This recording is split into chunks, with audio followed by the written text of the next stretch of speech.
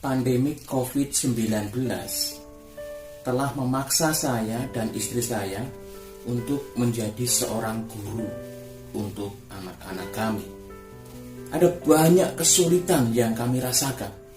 Salah satu kesulitan yang kami alami adalah ketika kami tidak memahami materi dari mata pelajaran dari anak-anak kami.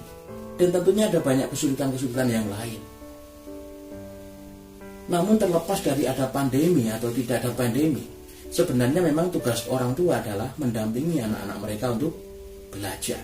Kita orang tua pun punya tanggung jawab menjadi seorang pengajar hal-hal yang rohani kepada anak-anak kita.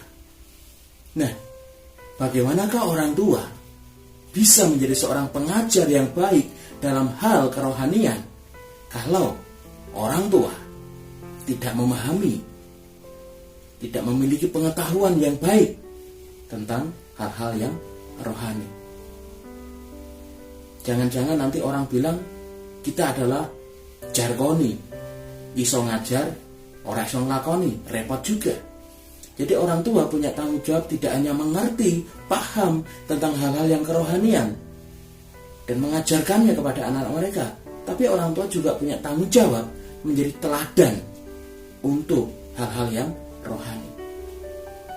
Bersyukur kitab Ulangan di dalam Taurat memberitahukan kita bagaimanakah caranya supaya kita sebagai orang tua mampu menjadi pengajar yang baik, pendidik yang baik, pendamping yang baik untuk anak-anak kita dalam hal kerohanian. Kitab Ulangan pasal 6 ayat yang ketiga dan yang keempat, di sana tertulis, dengarlah. Apa yang kita dengar? Firman Tuhan. Dengan apa kita mendengar? Dengan telinga kita.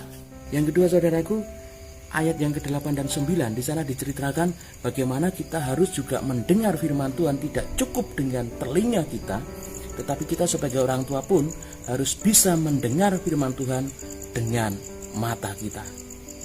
Jadi ketika telinga dan mata berkolaborasi di dalam mendengar firman Tuhan, maka itu akan sangat luar biasa. Firman Tuhan akan lebih cepat untuk kita mudah pahami dan kita mengerti. Dan yang ketiga, saudara, kita harus benar-benar mau mendengar firman Tuhan dengan hati kita. Bagaimana orang percaya mampu mengingat akan firman Tuhan kalau itu tidak dia dengar dengan hatinya? Dan ketika orang itu selalu ingat akan firman Tuhan, maka dia bisa mengajarkannya kepada anak-anaknya. Dia bisa meneladankannya kepada anak-anaknya. Jadi saudaraku, dengarlah firman Tuhan dengan telingamu, dengan matamu, dan dengan hatimu. Dan ajarkanlah itu kepada anak-anakmu berulang-ulang dimanapun. Ketika di dalam perjalanan, ketika engkau duduk bersama dengan mereka, ketika engkau akan tidur, terus ajarkan itu. Supaya anak-anak kita pun bertumbuh menjadi anak yang takut dan mengasihi Tuhan dan hormat kepada Tuhan. Ada banyak berkat yang akan dialami oleh orang-orang yang mau mendengar, memahami, dan melakukan firman Tuhan. Paling tidak, saudaraku, keadaannya akan menjadi baik. Paling tidak, dia akan diberkati dengan keturunan yang luar biasa. Paling tidak, dia akan menikmati banyak susu dan madu di tempat yang Tuhan tentukan. Dimanapun kita berada, di sanalah berkat akan mengikuti kita.